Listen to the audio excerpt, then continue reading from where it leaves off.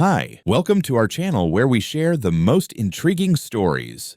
Jason McClain moved to the outskirts of Travis County for one reason: freedom. No rules, no bureaucracy, just his land and his peace. But when the local HOA claims his property belongs to them, his quiet life turns into a war. Fines, police harassment, sabotage. How far will they go to break him? And how far will he go to fight back? Jason McClain had always valued his independence. After spending years as an engineer working on classified government projects, he had grown tired of bureaucracy, rules, and the constant oversight of authority figures. He wanted solitude, control over his own life, and the freedom to live without interference. That's why, when he found a 10-acre plot of land on the outskirts of Travis County, Texas, far from the prying eyes of a structured neighborhood, he knew it was perfect. The property had no HOA, no restrictions, and no one to tell him how high his grass should be or what color his house had to be painted. It was a sanctuary built exactly the way he wanted it. An off-grid house powered by solar panels, a deep well providing water, and a reinforced perimeter that ensured privacy. For Jason, it was his slice of untouchable freedom. But that illusion was shattered the moment he received an official-looking envelope in his mailbox. At first, he dismissed it as junk mail, but curiosity got the better of him.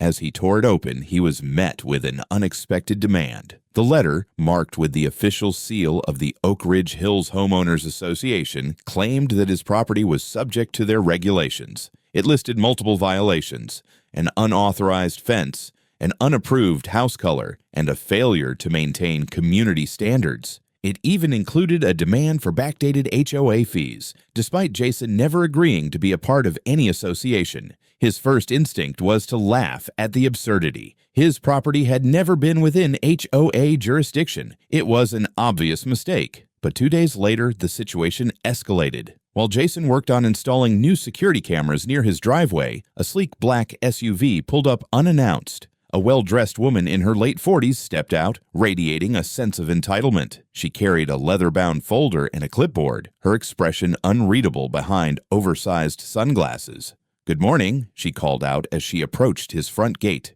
"You must be Jason McClain." Jason, wary of unexpected visitors, stood up and dusted himself off. "Depends on who's asking." She removed her sunglasses and offered a tight, forced smile. "Karen Hudson, president of the Oak Ridge Hills HOA." She extended her hand, but Jason didn't take it. Instead, he crossed his arms, signaling his disinterest. "I think there's been a mistake," Jason said. "I'm not a part of your HOA." Karen's smile didn't waver, but there was something sharp in her gaze. "Oh, I'm afraid that's not true. Your property technically falls within the expanded jurisdiction of Oak Ridge Hills, and as such, you are expected to comply with our community guidelines." Jason scoffed. "Expanded jurisdiction? That's nonsense. My property has never been part of your development. I own this land outright. No HOA." Karen let out a small, condescending laugh. "I understand this might be confusing for you, but our records indicate otherwise. And while we're willing to overlook past violations, moving forward, you'll need to bring your property up to standard. That means repainting your home in an approved color, removing the fence, and of course, paying the outstanding HOA fees." Jason stared at her, stunned by the audacity. "Lady, I don't owe you a damn thing, and I'm not changing a single thing on my property. Now, if you'll excuse me." He turned back toward his tools, signaling that the conversation was over, but Karen didn't move. Instead, her voice turned icy. "I really hope you reconsider, Mr. McClain. It would be unfortunate if this turned into a legal issue." Jason slowly turned back to face her. "Is that a threat?" Karen smiled again, but this time it didn't reach her eyes. "Oh, not at all. Just a friendly piece of advice." With that, she put her sunglasses back on, turned on her heel, and walked back to her SUV. As she drove away, Jason had the distinct feeling that this was far from over. What had started as an absurd clerical mistake was quickly beginning to feel like something far more sinister. The first letter had been irritating, but Jason dismissed it as a simple misunderstanding. His encounter with Karen Hudson, however, left him with a nagging sense of unease. He knew people like her, self-important, power-hungry individuals who thrived on control. What worried him most was her certainty. She hadn't come to ask questions or negotiate. She had arrived with the assumption that her authority was absolute, as if she believed that HOA rules applied to him whether he agreed or not. A few days passed without further incident, and Jason allowed himself to believe that Karen had realized her mistake. But then, more letters started appearing in his mailbox, this time official notices from the HOA's legal department. The tone had shifted from polite demands to thinly veiled threats. The letters accused him of willful noncompliance and warned that fines would be imposed if he didn't take corrective action. Jason shredded every letter and went about his business, but then the harassment escalated. It started with city code enforcement officers showing up unannounced. The first time, a middle-aged man in a county-issued polo shirt knocked on Jason's door claiming there had been a complaint about unpermitted structures on his property. Jason, unfazed, walked him around the house, showed him all the permits, and watched as the man, clearly annoyed, left without finding a single violation. The second visit came a week later, this time a different official citing an environmental concern about his well system. Jason produced the paperwork once again, proving everything was legal, but the pattern was clear. Someone was weaponizing the system against him. Then came the police visits. It happened for the first time on a quiet evening while Jason was cleaning his workshop. The flashing blue and red lights at the edge of his property pulled him outside, where he found two uniformed officers standing near their cruiser. "Evening, sir," one of them said. "We received a call about a possible domestic disturbance at this address." Jason frowned. "A what?" The officers exchanged looks. "A report came in about loud shouting and possible signs of violence.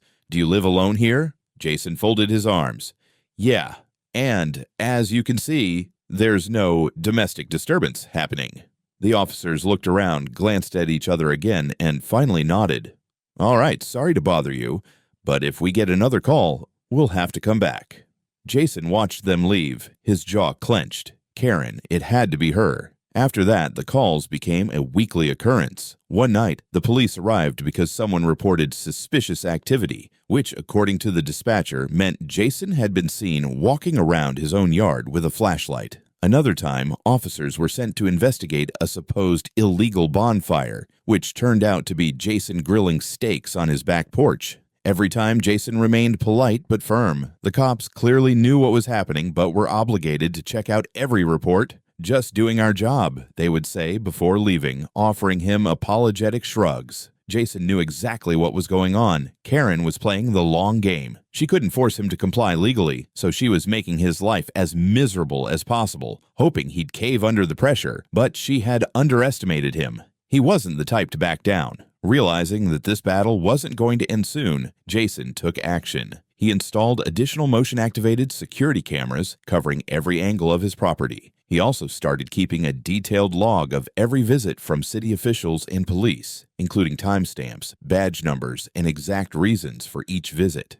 If Karen wanted a fight, she was about to get one. He just didn't realize how far she was willing to go. The unannounced visits from city officials and the constant police harassment had made one thing clear: Karen wasn't backing down. Jason had expected the HOA's intimidation tactics to stay within the realm of legal threats and bureaucratic nuisances, but soon he realized that they had taken a far more invasive approach. It started subtly. Odd noises at night, the sound of rustling near his fence line, the faint buzz of something mechanical overhead. At first, Jason dismissed it as paranoia. He had lived in the city long enough to know that when someone starts feeling like they're constantly being watched, it's often just their mind playing tricks on them. But then he saw the drone. One evening, while sitting on his porch with a beer in hand, he noticed something flicker against the darkening sky. It was small, silent, and hovering just above the tree line.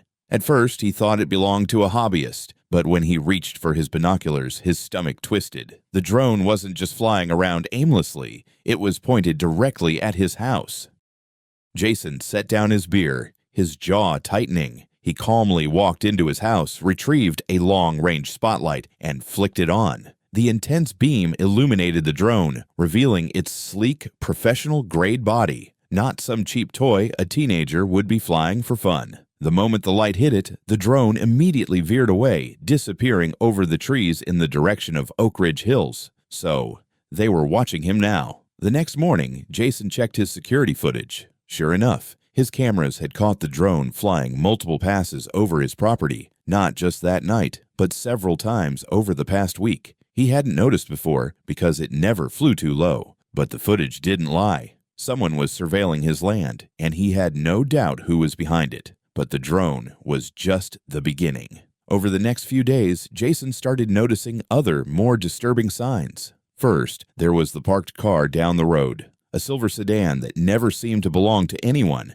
It would sit there for hours, engine off, then disappear the moment Jason started walking in its direction. Then, his motion-detecting cameras caught figures creeping near his fence. Always late at night, always staying just at the edge of visibility. One night, at exactly 2:47 a.m., the footage showed two men in dark clothing crouched near his well, as if they were trying to tamper with it. By the time Jason got outside with his rifle, they were gone, leaving only faint footprints in the dirt. That was the moment Jason realized this wasn't just harassment anymore. This was sabotage. So he took countermeasures. He upgraded his security system, installing infrared cameras with motion alerts that would notify him the second someone crossed onto his land. He reinforced his fences, ensuring there were no weak points. He even started keeping his rifle closer than usual, knowing that whatever was coming next, he needed to be prepared. But the most satisfying move came when he decided to turn the tables. One afternoon, he took a drive into town and purchased a high-powered signal jammer, something usually used to block unwanted surveillance signals. It wasn't illegal as long as he wasn't interfering with law enforcement or essential services. The next time the drone appeared, Jason activated the jammer, watching with satisfaction as the drone jerked midair, lost control, and crashed into the woods beyond his property. Let's see them explain that to their HOA board. Still, Jason knew this was just another escalation. Karen wasn't going to let up. Not after this. If anything, she was only getting started. Jason had expected retaliation for taking down the drone, but he hadn't expected it to come in the form of a lawsuit. A week after jamming the surveillance device, he found a thick envelope taped to his front gate. Inside was a formal complaint from the Oak Ridge Hills Homeowners Association, alleging that his property was, in fact, under their jurisdiction, and that he was violating their community standards by refusing to comply. The document demanded that he pay thousands of dollars in back HOA fees, remove his fence, and repaint his home to match the approved neighborhood color palette. Failure to comply, it claimed, would result in legal action and potential foreclosure. Jason stared at the letter in disbelief before bursting out laughing. This was absurd. He had done his research before purchasing the land. His property had never been part of an HOA, and it certainly hadn't magically changed since then. But the fact that Karen was willing to take things this far meant one thing. She was getting desperate. He didn't waste any time. That afternoon, Jason drove straight to his lawyer's office. A no-nonsense real estate attorney named Daniel Holloway, who had handled land disputes for years. After scanning the lawsuit, Holloway sighed, rubbing his temples. "This is blatant fraud," he muttered. "But I'll tell you right now, HOAs pull stunts like this all the time, and some people cave because they don't know any better." He looked up at Jason.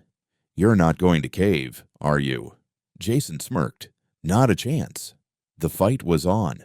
Over the next few weeks, Holloway filed a counter-lawsuit accusing the HOA of fraud, harassment, and unlawful surveillance. He submitted official land records proving that Jason's property was never included in Oak Ridge Hills' HOA boundaries. He also compiled a detailed log of every police report, fake code violation, and documented trespass. Jason's security footage of the drone surveillance and the nighttime intrusions became critical evidence. Then, the case took a shocking turn.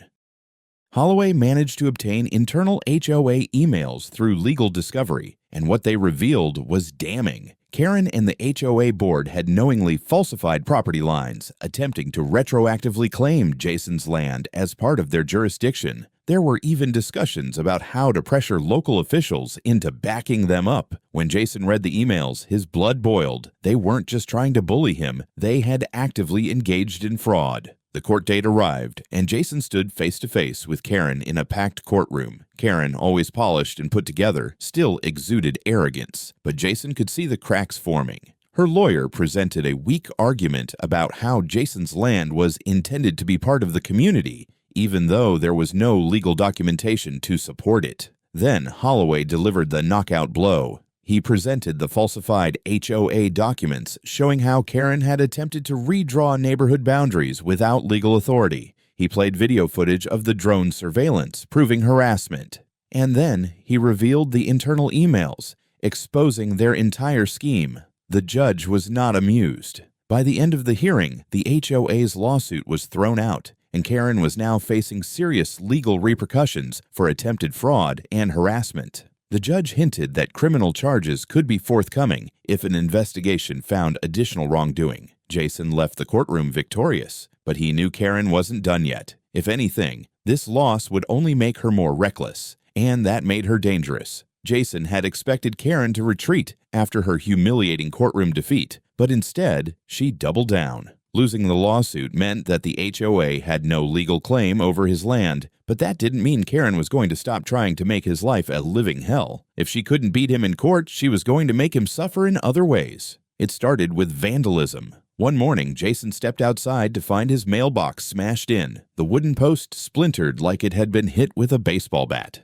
Spray painted across his front gate in red letters were the words, "Community Menace."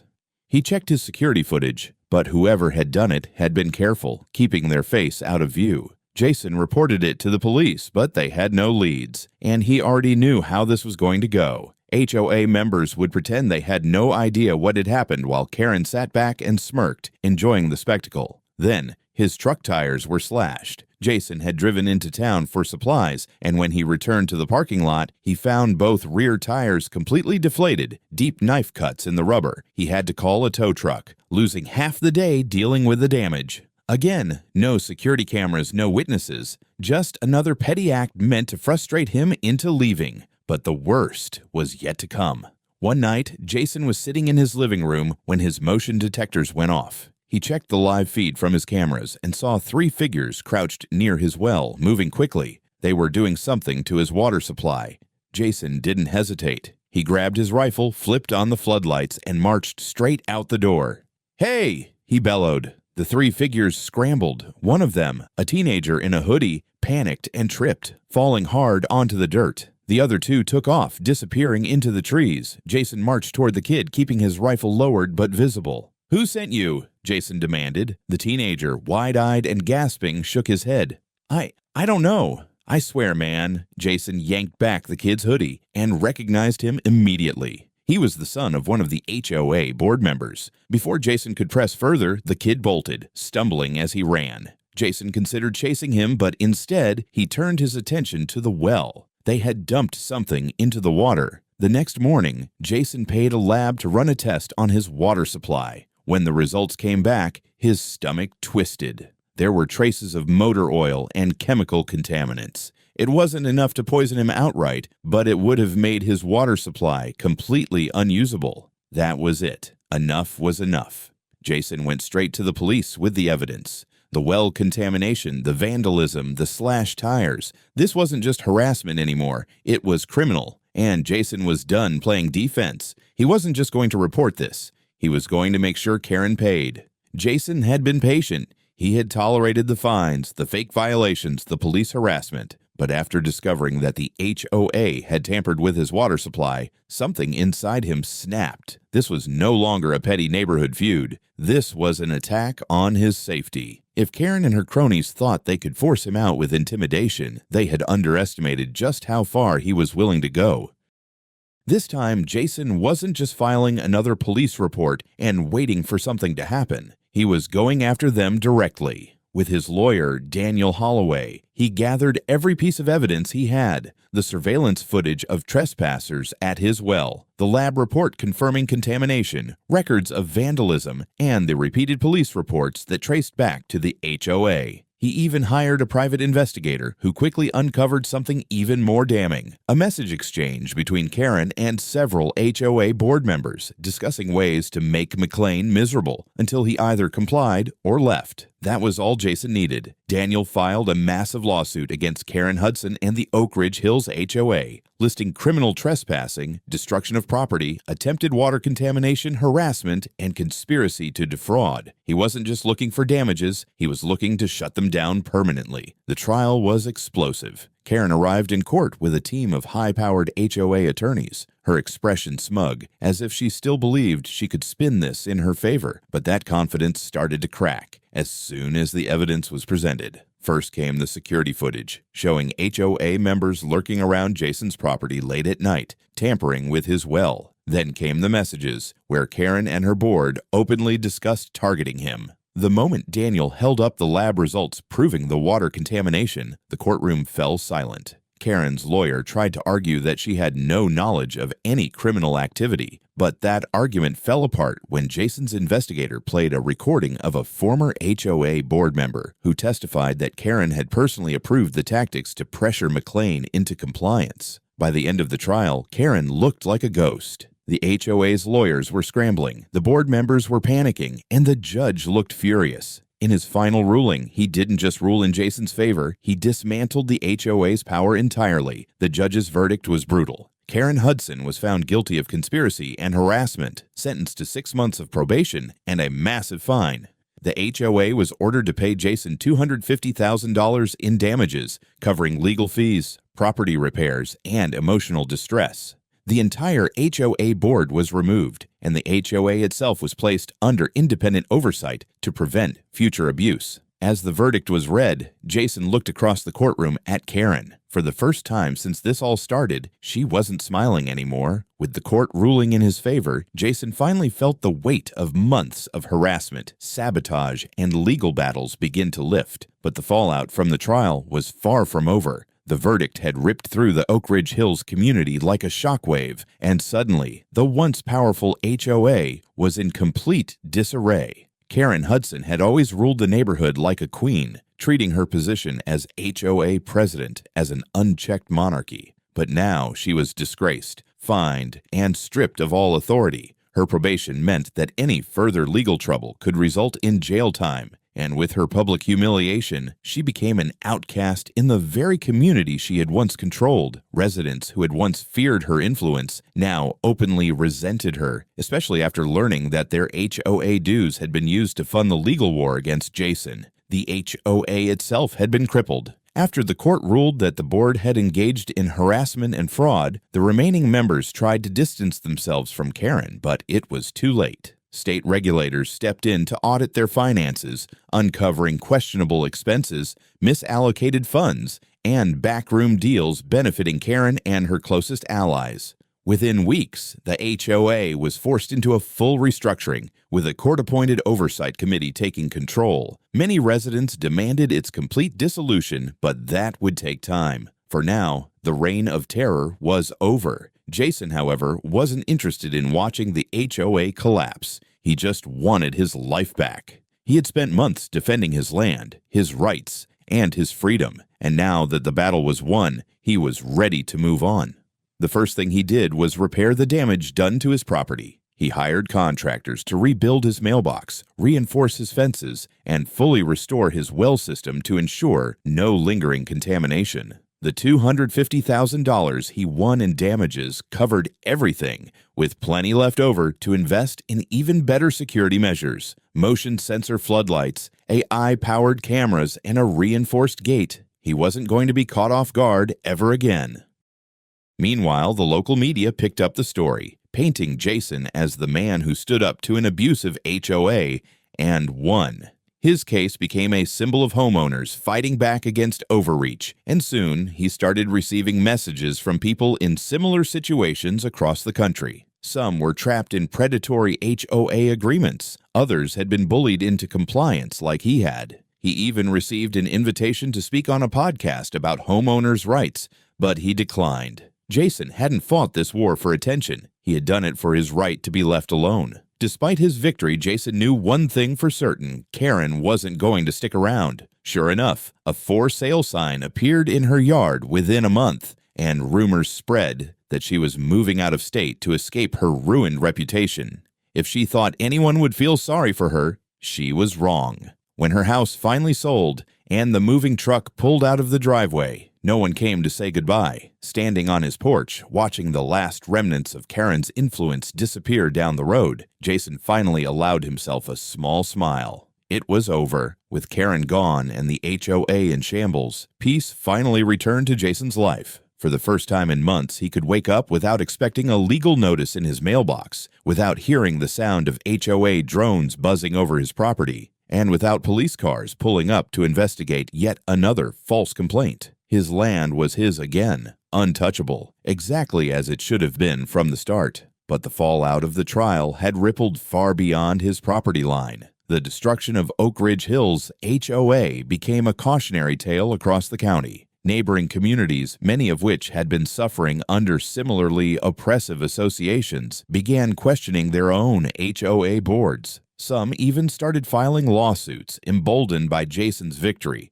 What had started as one man standing his ground had become something much bigger, a turning point for homeowners tired of being bullied. Even state legislators took notice. A local news station ran a segment titled HOA Tyranny When Homeowners Fight Back, using Jason's case as a prime example. Soon, state officials began discussing reforms to limit the unchecked power of HOAs, particularly their ability to claim authority over properties that were never part of their agreements. Jason, however, had no interest in becoming a public figure. He ignored interview requests, declined speaking engagements, and turned down offers from legal groups wanting to use his case to push for policy changes. He hadn't fought this battle for the spotlight. He had fought it for his right to be left alone. Life slowly returned to normal, but some things had permanently changed. The newly restructured HOA, now under court-appointed oversight, made multiple attempts to extend an olive branch to Jason, offering to make amends and work toward a peaceful relationship.